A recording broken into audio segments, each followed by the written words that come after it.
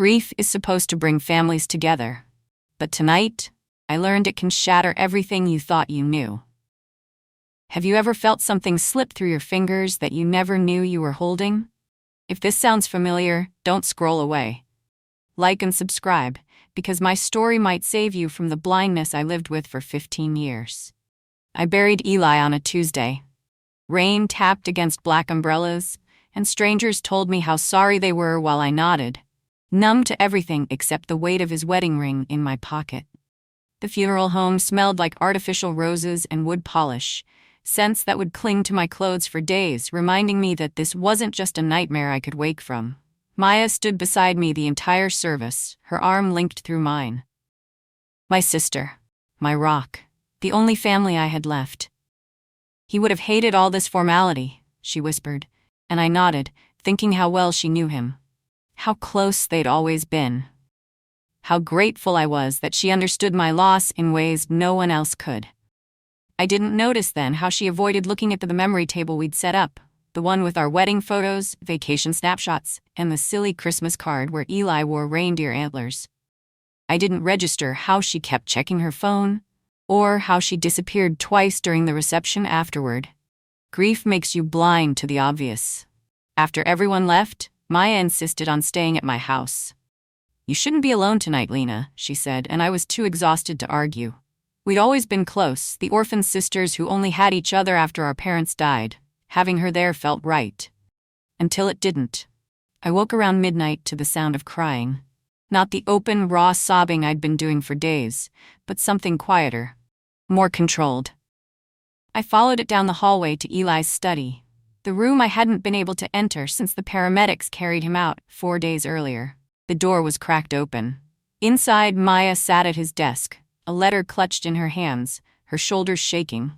When I pushed the door wider, the hinges creaked, and she startled, quickly folding the paper and slipping it into her pocket.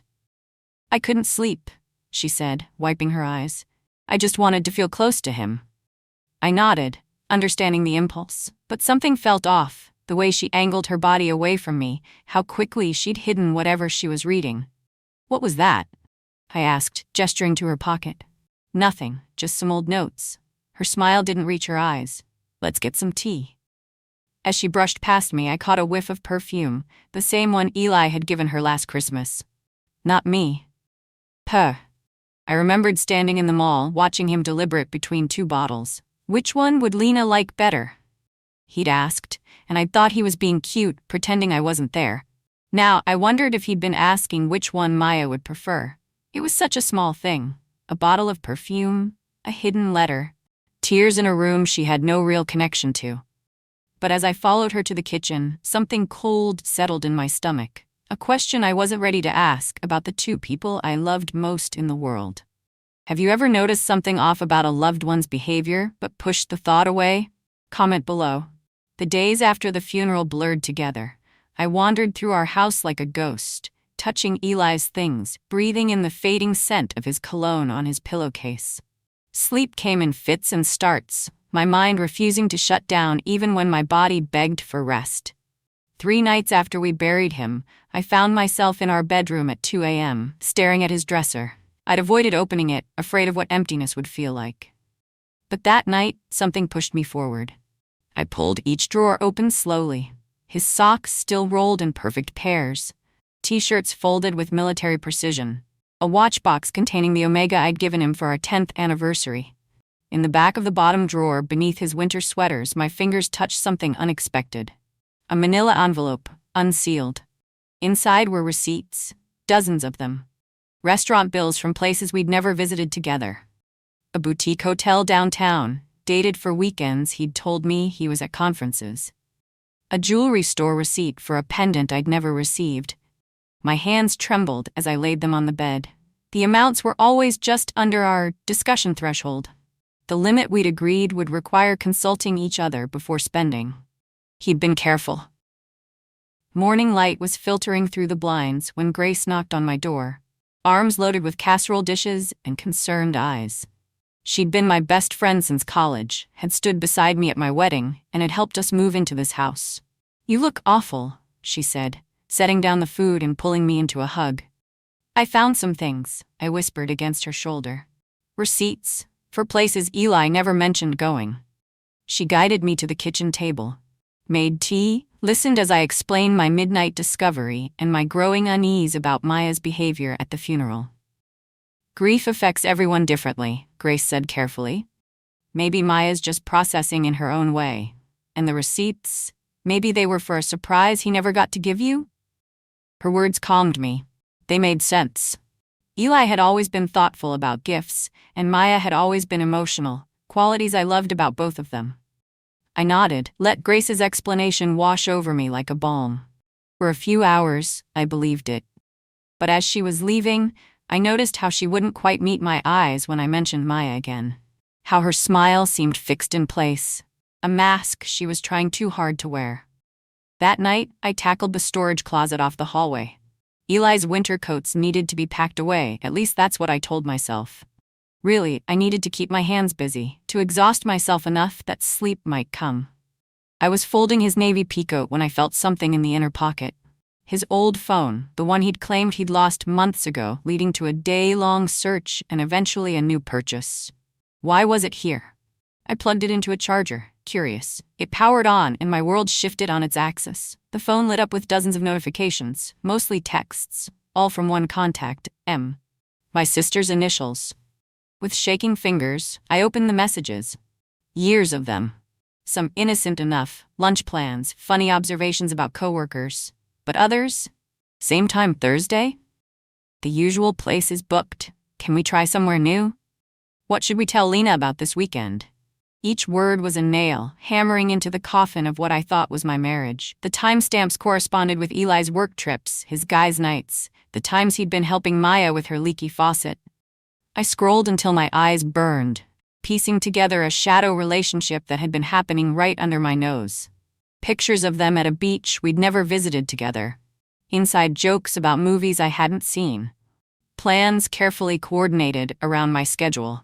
At 1 a.m., I got in my car and drove to Maya's apartment across town. I told myself I was being paranoid, that there must be an explanation that wouldn't destroy me. The rain had started again, droplets catching the glow of streetlights as I parked across from her building. I wasn't sure what I was looking for until I saw it. There, on her second-floor balcony, was Eli's favorite reading chair, the one he claimed was being reupholstered. The leather wingback that had been his grandfather's, that he'd refused to get rid of despite its worn armrests.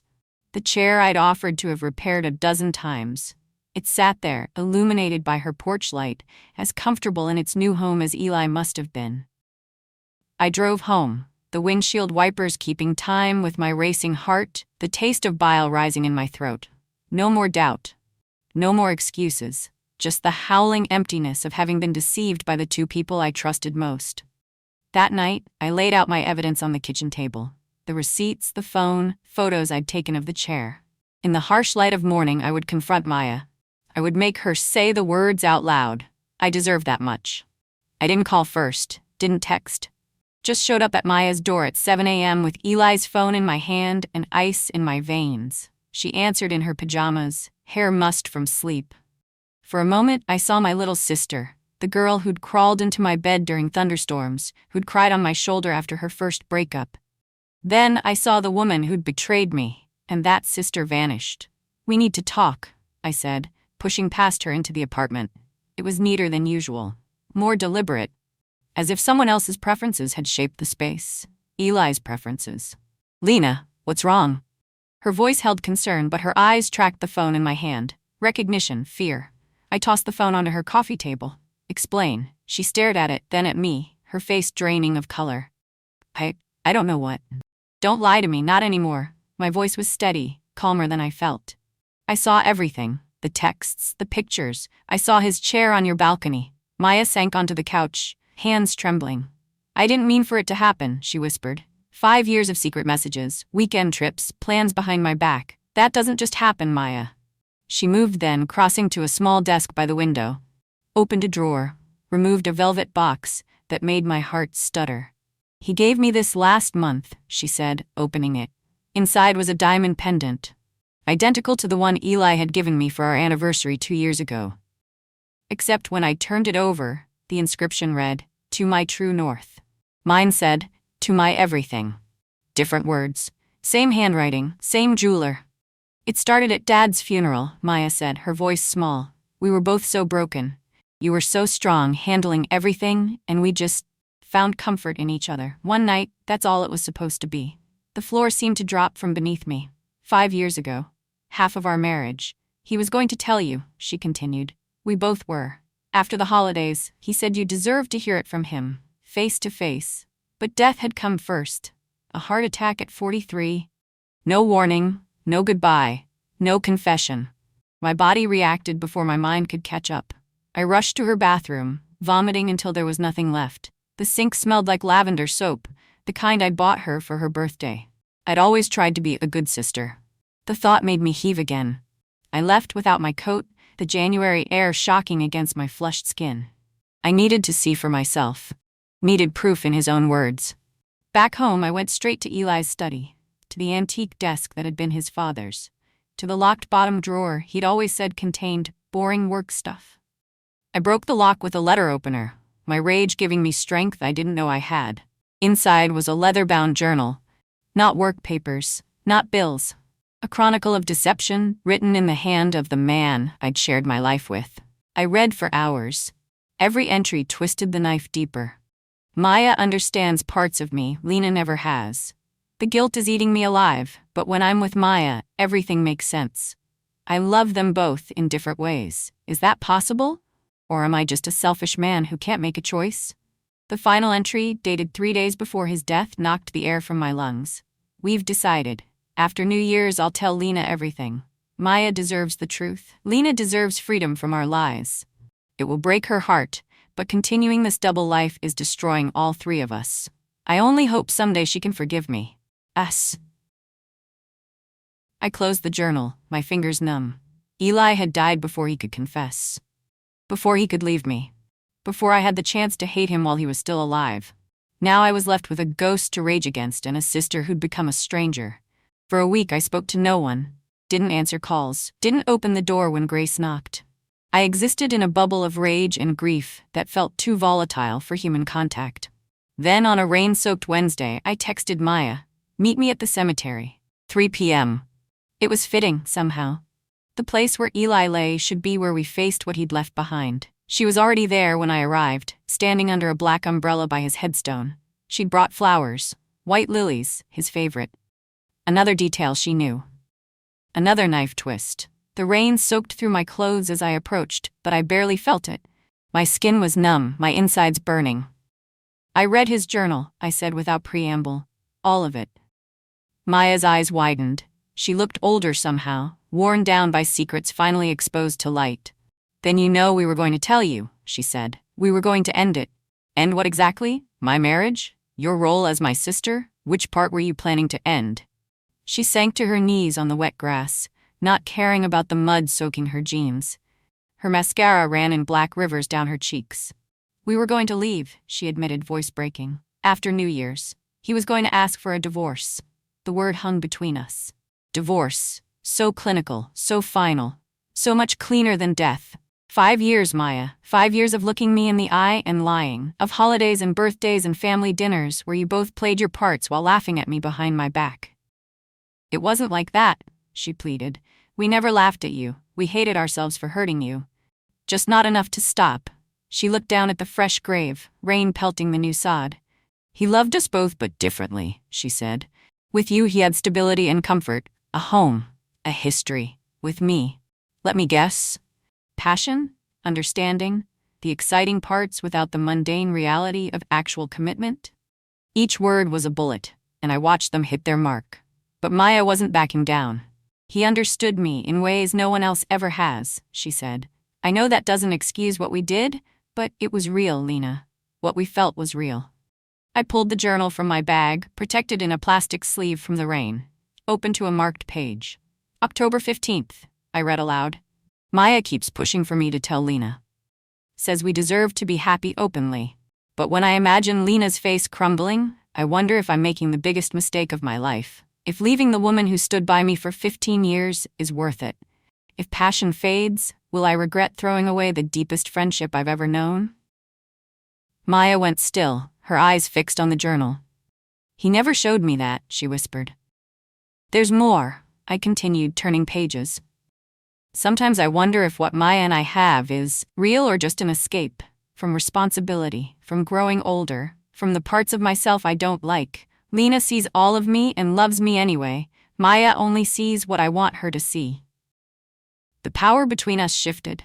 I watched Maya's face transform from apologetic to betrayed as she realized she wasn't his only secret, that he had doubts he'd never shared with her. He was going to leave me for you, I said, closing the journal. But he wasn't certain it was the right choice. He just ran out of time to decide.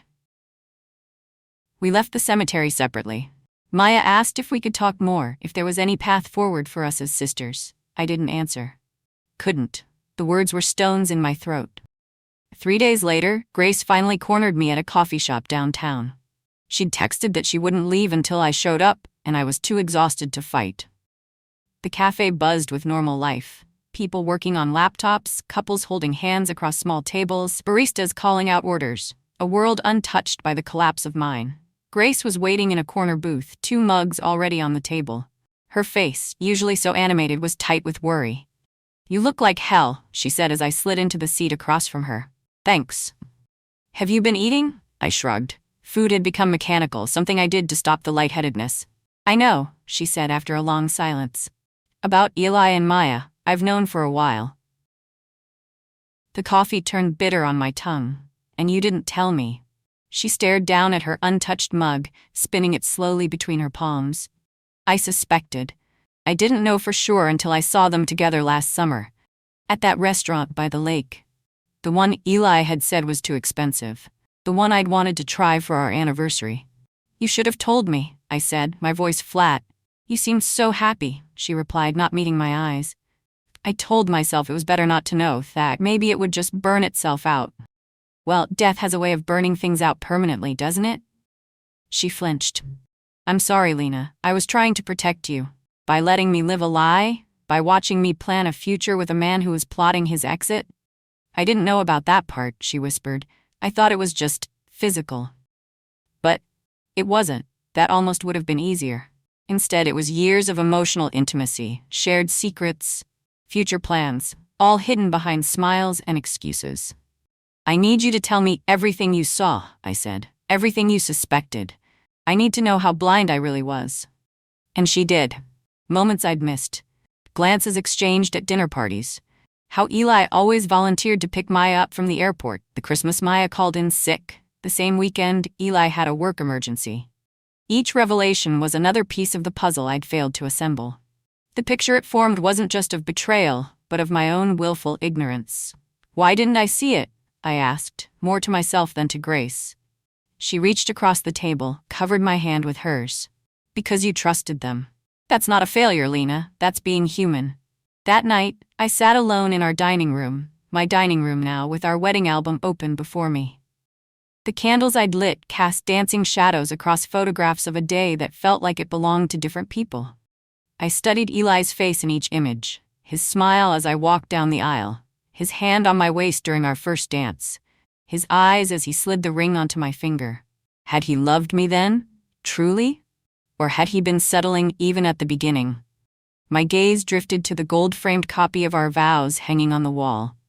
Handwritten promises we'd made before friends and family. Words like faithfulness and honesty, and forsaking all. Others jumped out at me now, mocking me with their emptiness. I reached for my phone, scrolled to Maya's number. My thumb hovered over the call button. There were questions that still haunted me, details I both craved and dreaded knowing. Instead, I texted her, I need time, don't contact me. Then I closed the wedding album, blew out the candles, and walked away from the ghosts of a marriage that existed only in photographs. 6 months passed. Spring turned to summer. The world kept spinning despite the fact that mine had shattered. I sold the house. Couldn't bear to sleep in rooms filled with memories I now questioned. The realtor called it a fresh start. I called it survival. On the day before closing, I found myself alone in what had been our bedroom, packing the last of my personal items.